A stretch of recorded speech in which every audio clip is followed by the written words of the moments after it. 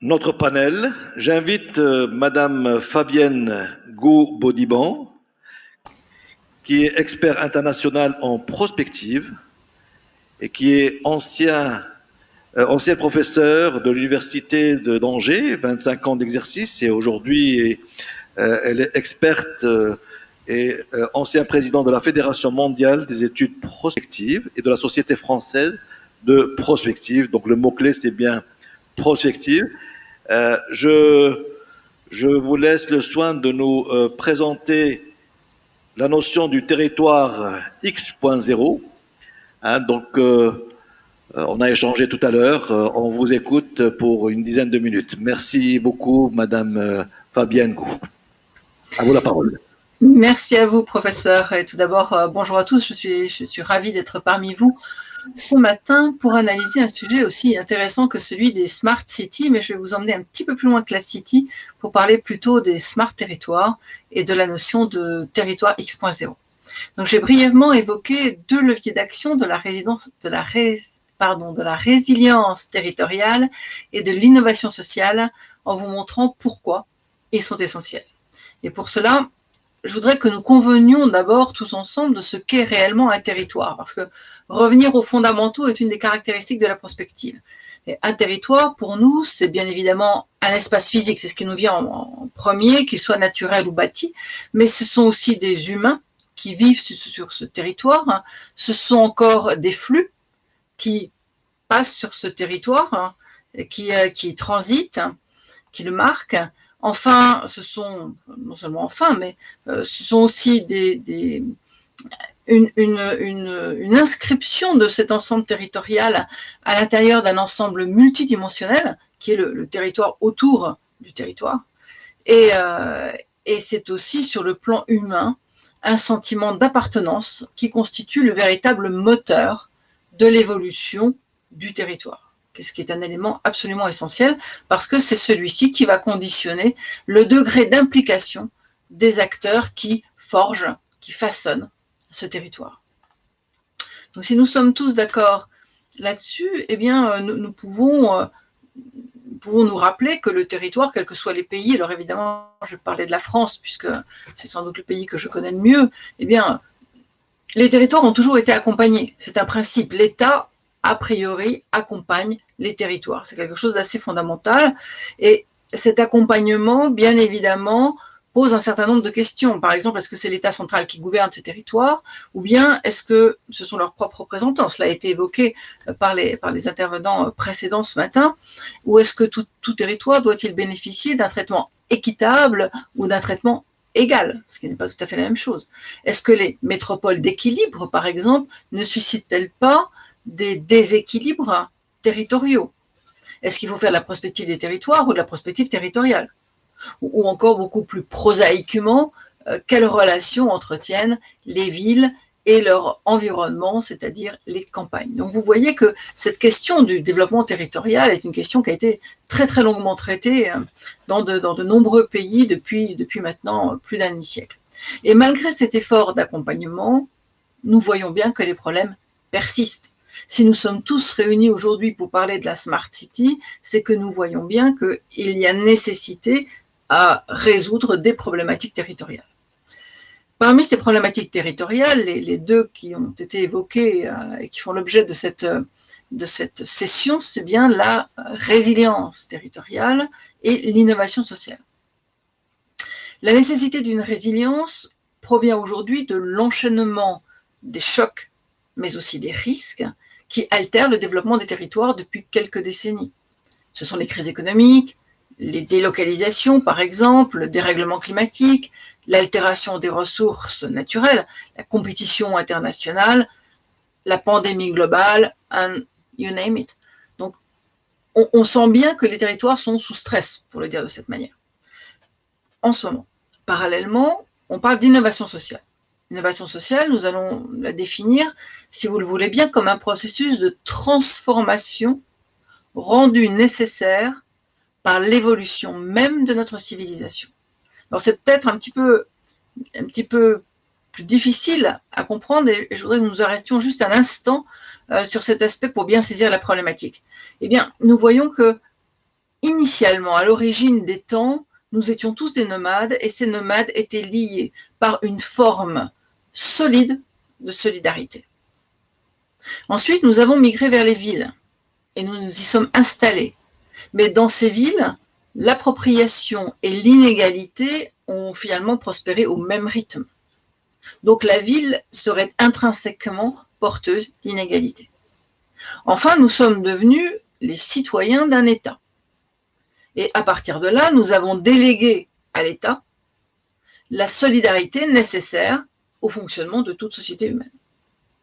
Malheureusement, nous voyons bien aujourd'hui que par manque de pouvoir, de moyens, tout à l'heure Madame l'évoquait, ou d'intérêt, eh bien cette solidarité se développe beaucoup moins vite que les inégalités sociales ne se développent.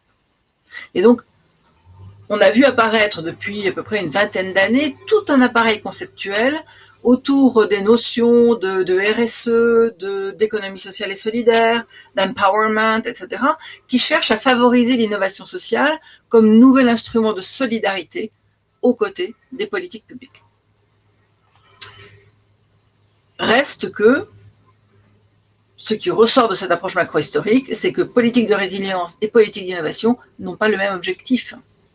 Les politiques de résilience vont plutôt chercher les moyens de faire face à des risques accrus à relativement court terme, tandis que les politiques d'innovation doivent plutôt viser une transformation structurelle des sociétés humaines, tant économiques que sociales ou environnementales. Alors, le vrai problème que nous avons aujourd'hui, c'est de comment concilier les deux, puisqu'en fait, nous cherchons à la fois à travailler sur le long et sur le court terme. Eh bien, de nombreuses expériences existent dans ce domaine. Je ne vais pas les passer en revue, nous n'en avons pas le temps, mais globalement, que ce soit en Inde, au Brésil, en Afrique, vraiment partout dans le monde, que ce soit dans le domaine architectural, on vient de le voir à l'instant, éducatif, digital ou environnemental, toutes ces expériences nous montrent en réalité les mêmes difficultés. Quel que soit le pays, quel que soit le type de développement, que ce soit dans des pays émergents, des pays en développement ou des pays développés, nous avons toujours les mêmes choses. Comment fédérer les acteurs du territoire, comment trouver des financeurs, comment pérenniser les ressources par des moyens locaux, etc. Mais nous avons aussi partout, et quelque part c'est rassurant, les mêmes leviers d'action.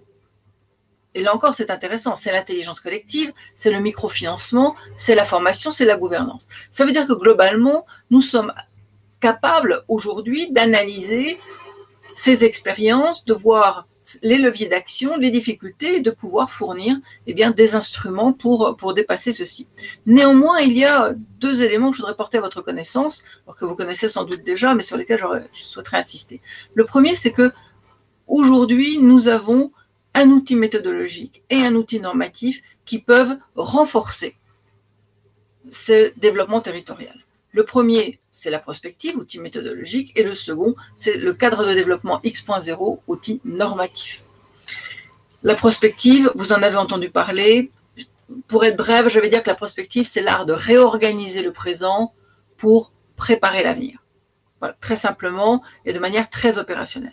La prospective territoriale existe depuis plus d'un demi-siècle, elle s'est développée à peu près dans tous les pays et aujourd'hui, ce qu'elle offre, c'est une connaissance réelle de la situation, fondée sur les faits, fondée sur des données qualitatives et quantitatives. Elle vise une approche pragmatique des futurs, tant les futurs imprévisibles que les futurs souhaitables, qui sont dans la tête des populations. Elle permet de franchir le Rubicon, si j'ose dire, qui existe souvent entre la vision que l'on a à très long terme et sa mise en œuvre pratique grâce à des outils comme la raison d'être, par exemple, pour les entreprises, ou l'intérêt territorial pour les communes, les territoires, etc. Et puis enfin, elle permet d'adopter une approche structurelle. Et ça, je pense que c'est vraiment le point le plus important aujourd'hui, c'est-à-dire une approche évolutionniste qui prenne en compte l'évolution globale des sociétés, ainsi que leur contexte local, bien évidemment, et qui permet de faire sens des données que l'on recueille dans le cadre de ce qu'on appelle en prospective the big picture, c'est-à-dire la grande image générale de l'évolution. Alors, aux côtés de la prospective, nous avons clairement aujourd'hui un certain nombre on va dire, un nouveau modèle de développement qui émerge lorsque on analyse les différentes expériences que j'ai évoquées tout à l'heure. Elle participe vraiment d'un vaste mouvement d'innovation à l'échelle de la planète qui cherche à réinventer, sinon un nouveau monde, au moins un nouveau mode de développement. Alors pour plus de détails, parce que je n'ai pas le temps de l'évoquer ici, mais je vous recommande le dernier rapport stratégique de l'IRES, l'Institut royal des études stratégiques du Maroc, qui portait sur cette notion de modèle de développement X.0. Et donc, pour le résumer très brièvement, ce modèle de développement vise un double objectif. D'une part, replacer l'humain et la nature à importance égale au centre du développement, ce qui évidemment a pour conséquence la sortie de l'anthropocène dans laquelle nous vivons aujourd'hui. Et pour cela, eh bien, pour réaliser cet objectif, 3 instruments sont à sa disposition, ou plutôt, je dirais que ce modèle surfe sur 3 grands drivers qui s'expriment aujourd'hui. D'une part, l'exponentialité, qui concerne la rapide accélération des évolutions, la planétarisation, qui réfère à la prise de conscience de l'interdépendance systémique des territoires, et puis enfin, la gouvernance qui repose sur l'engagement de toutes les parties prenantes. Et je vous remercie beaucoup de votre attention. Merci beaucoup, Fabienne Gou-Baudiban, pour votre présentation très fluide et qui nous ramène à cette nouvelle notion que vous vendez très bien, le territoire X.0, hein, et l'innovation sociale, l'appareil conceptuel au service de la résilience territoriale qui nous fait gagner des points autour du tiers de confiance par rapport à l'écosystème. Merci beaucoup pour votre présentation. Je sais que le temps n'a pas été favorable, même si on a été très disciplinés. Je remercie tous nos collègues, mais je partage avec vous une question que nous avons reçue sur le live. Je la partage avec tous mes collègues ici présents et à distance, s'ils nous écoutent. Peut-on parler de territoire et de smart city sans espoir de vivre dignement? Question très philosophique. Hein? Donc, qui veut prendre le relais dans cette réponse? La question n'est pas... Je la répète, peut-on parler de territoire et de smart city sans espoir de vivre dignement? Avec, pas sans, avec espoir. Bon, on va corriger la question du dessinateur. Je vous donne la parole, professeur Slitford. C'est vrai que c'est une question philosophique, mais je crois que nous tous, on a compris l'objet de la question. C'est lorsqu'on parle aujourd'hui du territoire, et vu que comme mes amis intervenants l'ont démontré, les grandes villes, les métropoles, dans ces métropoles, il y a une diversité, il y a une dichotomie. Il y a des quartiers qui sont favorisés et d'autres quartiers défavorisés. Il y a des gens qui ont des moyens, d'autres qui n'en ont pas. Ce qui fait, parfois, il y a certaines personnes qui croient qu'eux, ils sont à la marge et que peut-être toutes les transformations que font les territoires ne leur sont pas dédiées. Moi, je voudrais corriger cet état d'esprit pour dire que le territoire, il appartient à ceux qui y vivent et que la dignité est un mot-clé. D'ailleurs, ça a été apporté par la Constitution et même dans les différents discours de Sa Majesté, il parle toujours de l'importance de la dignité des citoyens. Et si on est là, d'ailleurs, toutes les conférences Smart City, on les a programmées justement pour dire que on est là pour le citoyen et qu'on va essayer, moi je parle en tant que prof et aussi en tant qu'élu, c'est que si on est là en tant que prof, c'est pour réfléchir à quels sont normalement les moyens à mettre en œuvre. Et si, en tant qu'élu, c'est qu'on exploite différents outils pour répondre au plus aux citoyens. Et moi, je parle aux Casablancais, peu importe où ils vivent. Tout le territoire, pour nous, et normalement, il a, je dirais, le droit de faire partie de cette évolution. Je ne sais pas si j'ai répondu à la question, mais j'ai répondu en fonction de mes convictions.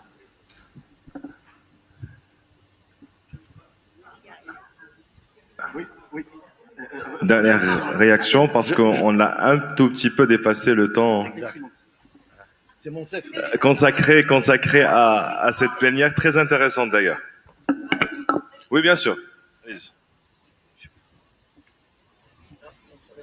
Je vais être très rapide. C'est d'abord pour rendre hommage à cette session et à sa complémentarité. Comme nous ne pouvons pas citer tout le monde, je vais peut-être citer une triangulation d'interventions qui sont complémentaires. Celle de l'élu, qui est universitaire, celle de monsieur qui nous a parlé de la lourdeur institutionnelle et combien, il ne l'a pas dit, mais combien elle peut être handicapante. Une seule slide a suffi pour dire que sans statut exceptionnel, sans statut particulier d'une grande métropole qui est pleine d'ambition, il est difficile à arriver. Madame, vous avez parlé de la smart city, du digital, d'un certain nombre de choses, mais comment le faire, comment le concilier si les fondamentaux, et Madame l'a dit, Madame Goubaudiman, les fondamentaux, il faut revenir. C'était la notion d'équité, la notion d'état de droit, la notion de participation. Madame, je rends hommage de loin, à travers les réseaux, à travers les autoroutes de l'information, à votre intervention très prospective. Et ça nous rappelle à l'ancien, à notre feu, Monsieur le Mehdi El Manjara, je ne sais pas si vous l'avez connu, Bien sûr. qui est à l'origine de la fameuse, qui était un ami, un collègue, sur sa fameuse revue de prospective. Vous avez cité Ibn Khaldoun. Vous les avez fait revenir à beaucoup de choses, madame. Et vous nous avez montré combien la gouvernance anticipatrice, combien l'intelligence collective, avec au centre le capital humain, était important. Je voulais dire que dans cette triangulation magnifique et dans toutes ces interventions, il y a aujourd'hui une intelligence collective qui se passe. Merci. Merci à vous tous.